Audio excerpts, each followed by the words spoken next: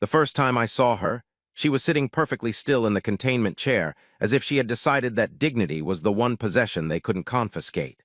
The room hummed with layered security fields, blue grids folding over one another like translucent spiderwebs, and the air carried the faint metallic sting of sterilized oxygen. According to the file, she was a high-risk extraterrestrial combatant. According to my eyes, she looked like an ordinary woman who had wandered into the wrong government building, except for the ears. They were long, elegantly tapered, rising through her dark hair and curving back in a way that made the word alien unnecessary.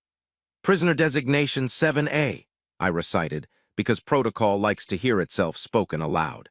She tilted her head slightly. "Is that my name today?" Her voice wasn't monstrous. It wasn't echoing with cosmic reverb. It sounded tired. I checked the translation band at my collar, working fine, unfortunately. "You don't get names here," I said. "Then I will borrow yours," she replied calmly. "It seems more efficient." I ignored that. Efficiency wasn't in the handbook. The chains around her wrists weren't ordinary restraints. They were gravitic binders calibrated to counter unknown muscle density. A faint distortion shimmered around them, like heat over asphalt. Every few seconds the system recalibrated with a soft click, as if politely reminding her not to try anything heroic. "I'm required to ask if you intend to attempt escape," I said, reading from the tablet. She looked down at the restraints, then back at me. "With what? Interpretive dance." I choked before I could stop myself. That was the first crack in my professionalism. The facility was buried beneath 30 meters of reinforced alloy and paranoia. Autonomous drones floated along the corridor outside, their lenses dilating whenever my heart rate spiked. Mine did that a lot around her. Not because she growled or lunged, she didn't, but because she watched everything. Not like a predator, like a strategist. I placed the nutrient tray on the magnetic shelf. She examined it with careful suspicion. "Is this meant for consumption or interrogation?" "It's lunch." She poked the gray protein cube. "It resembles building material." "It tastes like it too." That earned the smallest curve of amusement at her lips. It surprised me how normal that expression looked on someone classified as an interstellar threat. Over the next few shifts, I noticed things the reports hadn't mentioned. She always thanked me. She asked questions about Earth that didn't sound tactical. She misinterpreted one automated announcement and stood up straight as if being knighted when the loudspeaker was only reminding staff about recycling protocols. When I told her that, she sat down slowly and muttered something in her language that the translator rendered as, "I shall conquer the bins another day." The interrogations were different. When the officers came in, the temperature in the room seemed to drop. Their questions were sharp, calculated. They activated the neural resonance field once. I wasn't supposed to react. I did anyway. Afterward, when they left, she was breathing unevenly, her long ears trembling faintly against her hair. "You could cooperate," I said quietly, hating how hollow it sounded. "I am cooperating," she replied, eyes still closed. "I am not breaking your walls." That answer lodged somewhere uncomfortable inside me. On my 8th night shift, the facility's quantum grid flickered. A minor fluctuation, the system said, nothing to report. I stood outside her cell longer than necessary, watching the faint blue light ripple over her restraints. "You look troubled, borrowed name," she said softly. "You look chained," I replied. She studied me for a long moment. "Yes," she agreed. "That too." The official handbook insisted that night shifts were statistically safer, because hostile incidents decreased by 63% after midnight. The handbook did not mention that loneliness increased by roughly 1,000%, nor that the coffee in sublevel C achieved a viscosity normally associated with industrial adhesives. I was contemplating whether the mug could legally be classified as a construction material when the proximity alarm chimed. Not a blaring emergency, just a polite electronic cough that meant something unusual had decided to happen. The surveillance wall lit up with feeds from Corridor Delta, Storage Annex, and most concerning, External Maintenance Hatch 3, which nobody used because it opened directly into a wind-scoured service trench, and beyond that, several kilometers of nothing. On the grainy infrared view, a figure stood at the hatch, perfectly still despite the gale tugging at their coat. For a hopeful half-second, I assumed it was a malfunctioning sensor interpreting a mop as a person. Then the figure lifted a hand and knocked. People did not knock on high-security maintenance hatches. I keyed the intercom. "This entrance is restricted. Please relocate to a designated." I am at the correct door, a calm voice interrupted. The translator lagged a fraction behind the original speech, producing a faint echo of alien syllables like wind through glass. You left it unlocked. My stomach dropped. Hatch 3 had no external handle. Protocol required I summon a response team.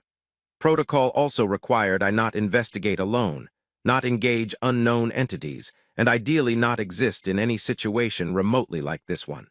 Unfortunately, curiosity beat protocol by a comfortable margin. I routed a drone to the trench.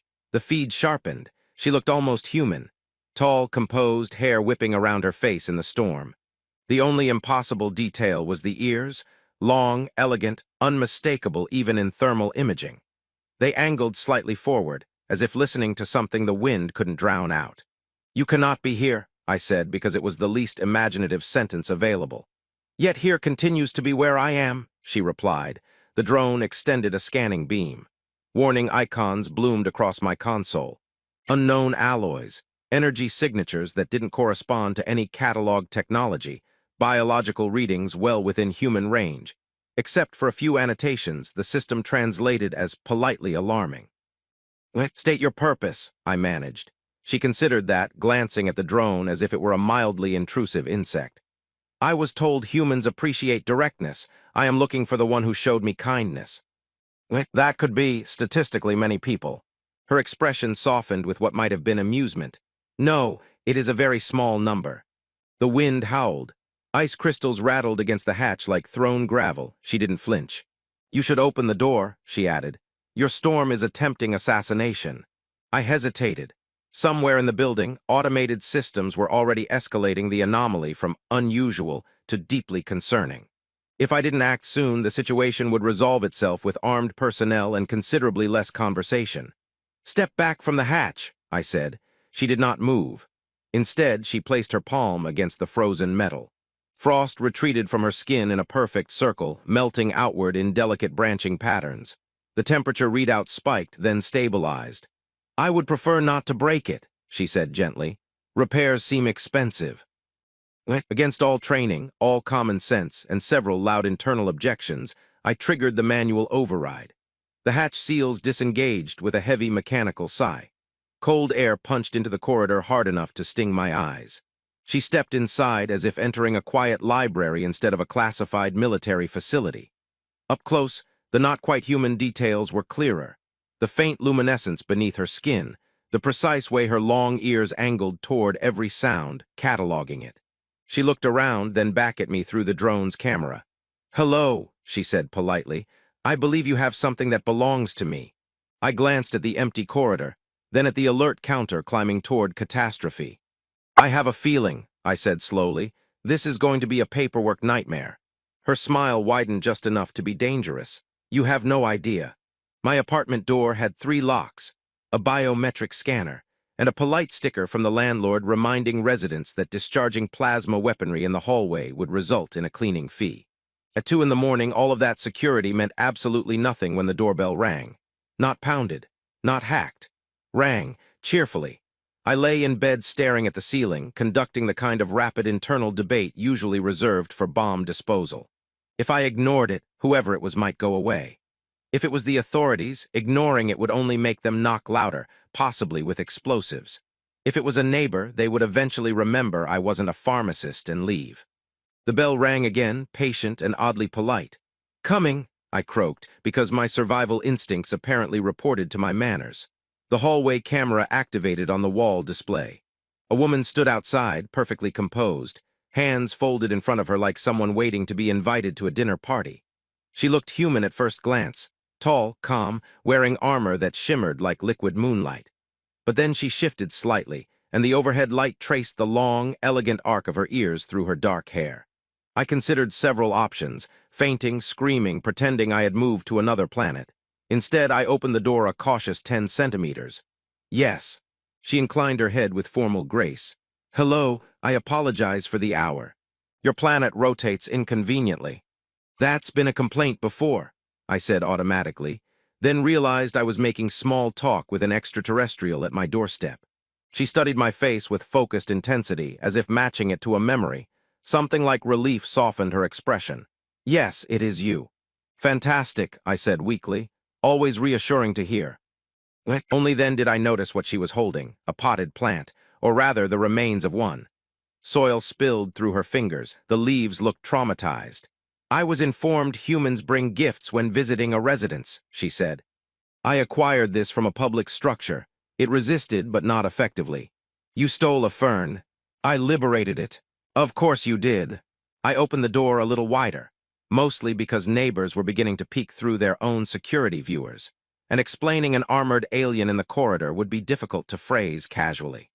She stepped inside with quiet precision, scanning the room in a single smooth motion. Not paranoia assessment. Furniture, windows, exits, me, especially me. You live compactly, she observed. It's called rent. She touched the back of a chair with cautious curiosity, as if expecting it to attack. May I sit? Chairs are generally pro-sitting. She lowered herself carefully, armor whispering like sliding glass. The long ears angled toward the refrigerator when it hummed, then toward the ventilation system, cataloging every sound. I have come to return a debt, she said. I don't remember lending you money.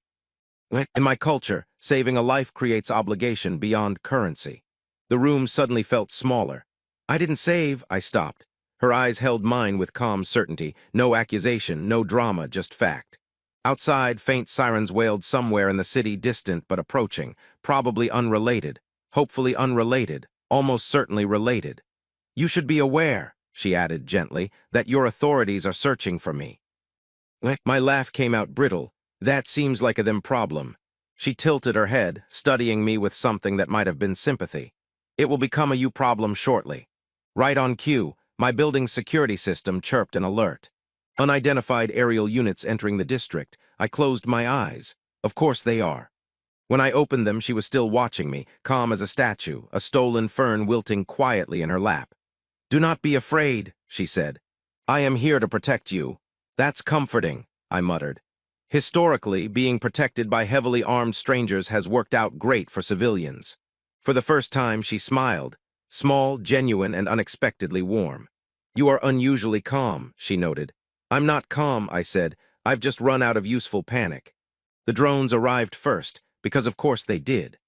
They hovered outside my windows in a neat semicircle, red targeting grids crawling across the glass like digital ivy.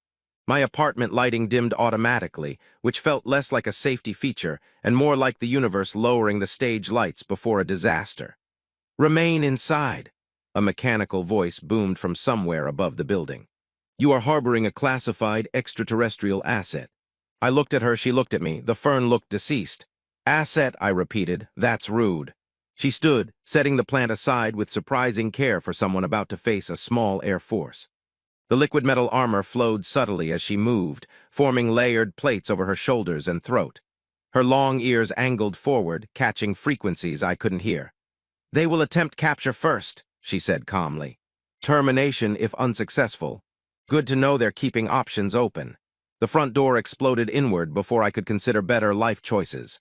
Not dramatically, just efficiently, hinges sheared by a focused breaching charge. Armed figures flooded the hallway, weapons humming with restrained energy. Behind them floated a taller shape, not human at all. A skeletal exosuit housing something luminous and indistinct, like starlight poured into a cage. My visitor stepped slightly in front of me, not theatrically, simply where she needed to be. Commander, the thing in the exosuit said, its voice layered as if several speakers disagreed on the pronunciation. Return voluntarily. Your absence destabilizes ongoing negotiations. So that was who she was. I was not informed negotiations included torture, she replied. A pause. Even the soldiers hesitated, the way people do when someone says the quiet part out loud. You have made contact with a civilian, the entity continued. This complicates retrieval. I raised a hand weakly. High complication here. Her hand closed gently around my wrist, not restraining, just anchoring. Warm, steady. He is under my protection, she said. That is not recognized by any treaty. It will be. Something in her voice made the air feel heavier, like pressure before a storm. The armor brightened faintly, threads of pale light running through it like veins. I realized with distant clarity that she had never once raised her voice this entire time. She didn't need to. The exosuit tilted its head. You would escalate conflict over one individual. She glanced back at me, and for the first time there was something almost humanly uncertain in her expression. "Yes," she said simply. Silence stretched. Then, unexpectedly, the entity's posture shifted, less confrontational, more calculating. "Your actions will be noted," it said at last. "A diplomatic channel will be opened." The soldiers lowered their weapons by a fraction. The drones outside drifted upward, their targeting grids dissolving into harmless scanning patterns. Just like that, the apocalypse downgraded to paperwork. When they withdrew, the apartment looked exactly the same except for the missing door and the lingering smell of ionized air. I sagged against the wall, legs suddenly unreliable. "Well," I said, "that was deeply unpleasant." She turned to me, armor dimming until it looked almost like ordinary fabric again. Up close, she seemed less like a warrior and more like the woman in the chair I had once guarded, tired, composed, quietly determined. "You are safe," she said. "Statistically debatable, but I appreciate the effort." She studied me for a long moment. "You could have denied knowing me." "Probably," I admitted. "But then I'd have to live with myself. I've heard terrible reviews." Something eased in her posture, a tension unwinding that I hadn't noticed before. "Not victory relief. In my world," she said slowly, "mercy is often mistaken for weakness." "Yeah," I said, "we make that mistake here too." She extended her hand, formal, deliberate. Not a warrior's grip this time, a person's. "You changed the outcome of more than one life," she said. I took her hand. "You changed my rent situation. I'm pretty sure doors aren't covered." A soft laugh escaped her. Quiet, genuine, unmistakably human despite everything else. Outside, dawn was beginning to edge the sky with pale light. The drones were gone. The sirens had faded. For the first time in days, the world sounded ordinary. She released my hand but didn't step away. "What will you do now?" I asked. Her long ears tilted toward the brightening horizon, listening to something far beyond the city. "Stay," she said, "if you permit it." I looked at the shattered doorway, the ruined plant, the life I had before all this. Small, safe, predictable. Then I looked at her. "Yeah," I said, "I think I can make room." For once, the future didn't feel like a threat. It felt like an open door, one I had chosen to unlock myself.